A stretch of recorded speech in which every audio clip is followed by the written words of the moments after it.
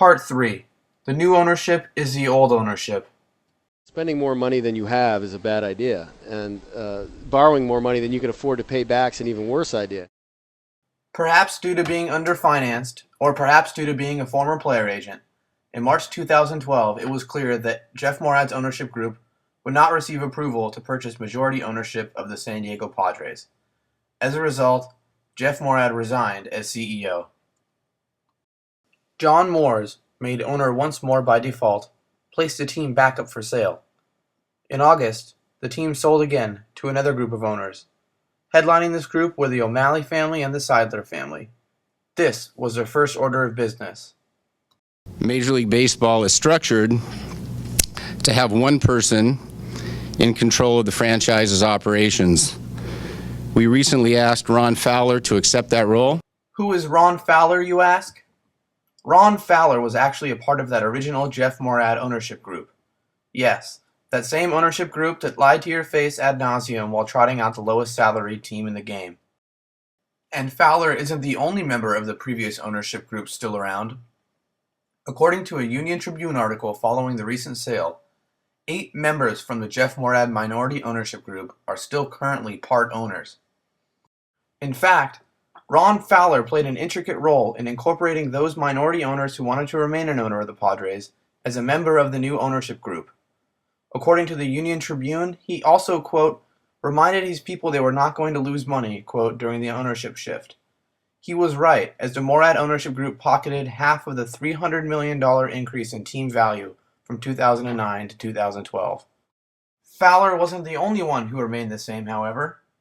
We're also supportive and confident in Tom Garfinkel and Josh Burns, who are CEO and general manager respectively. Predictably, the same team president, the same general manager, and many of the same owners has thus far resulted in the usual. On October 4th, the Padres released their first new article of the 2012 offseason. The title, Starting Pitching Help Will Be Priority in Offseason, set the tone for an article that gave Padres fans optimism that things would be different. Josh Burns was quoted as saying pitching, quote, will certainly be a focus for us, and that, quote, we need to upgrade, despite admitting a lot of teams would be looking for pitchers. The team beat writer even opined that a player like Anibal Sanchez, quote, certainly wouldn't break the bank. It was a surprise to no one, however, when Anibal signed in Detroit. The terms, 5 years and $80 million, over 7 times the amount the Padres have ever given to a new player in free agency. This wasn't the only player the Padres missed out on, however. Early in the offseason, Corey Brock also indicated that Dan Herron might be of interest. But of course, Herron signed in Washington for 1 year and $13 million. On his Twitter account, Follow the Padres, Corey Brock indicated that Herron's price tag was too high. Then, on the 14th, Corey Brock mentioned that Edwin Jackson was on the short list of free agents having discussions with the Padres. Edwin Jackson, however, would sign in Chicago for 4 years and $52 million. Like before, Edwin Jackson was considered too spendy by the Padres beat writer. Additionally, Padres.com published that a pitcher like right-hander Joe Blanton could be a fit. But he signed in Anaheim for 2 years and $15 million. Totally reasonable. Never mind the fact that the Dodgers were signing the best pitcher on the market. After all, as the Padres beat writer says, quote, why spend for the sake of spending, end quote. The Padres did do something at the winter meetings, however. They re-signed pitcher Jason Marquis. Yes, that guy cut by Minnesota last year. They also traded for Tyson Ross.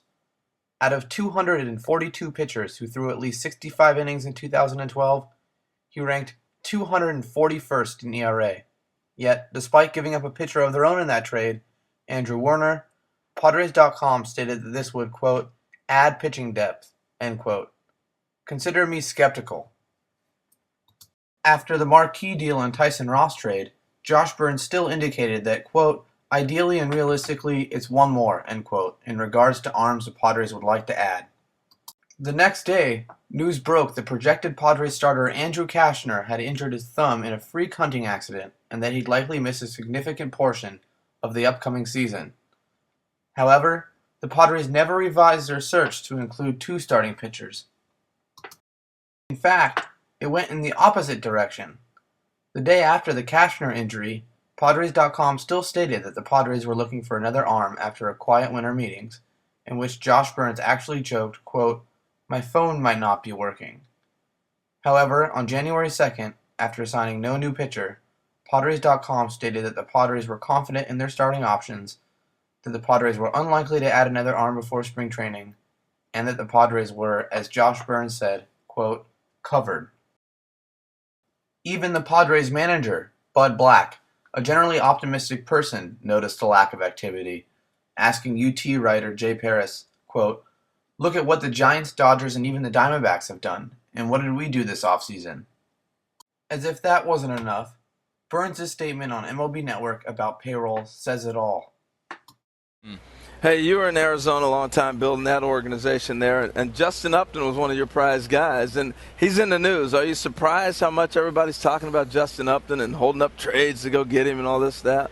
Well, I certainly don't want to comment on another team's business. I mean, I think the world of Justin as a person, as a player, and, if he's a trade rumor, given, his age and his ability and MVP votes twice, it is big news. So, I hope it works out well for everybody, but he's certainly one of my favorites. Is he in a salary category where you would go jump in that?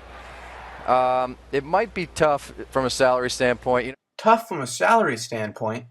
Justin Upton, a 2-time All-Star and a Silver Slugger winner, still just 25 years of age, is not affordable at these prices?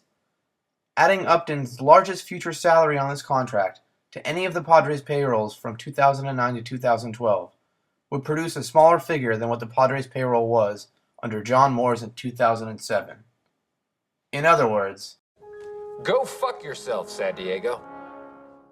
And what is the payroll right now? According to Baseball Reference, the Padres' current obligations rest in the low 40s, though after expected arbitration amounts, the team has a projected salary of $62 million. Someone may want to tell Ron Fowler that. He claims the payroll is up double digits from last year. He also claims that the payroll will be close to $70 million by the start of the season and, quote, "If some things happen, it'll take us over."